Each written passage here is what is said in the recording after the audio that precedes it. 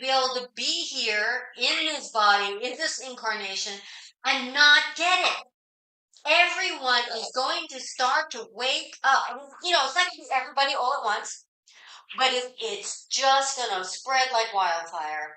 Okay, and the people who resist may decide to, ascend immediately and leave their bodies behind, or drag their feet a little bit and have some resistance and have that weird emotional response of anger and disbelief and all that. Uh, they need to do some more purging where that kind of support needs to happen so that they can stand in the truth of the stories of the population and then value their own choices, put the power back into themselves so that then they realize, oh, every day, every moment of every day, I have a goddamn choice to feel a victim or to feel empowered because I see you and I'm not playing that game, right? So it's just dynamic and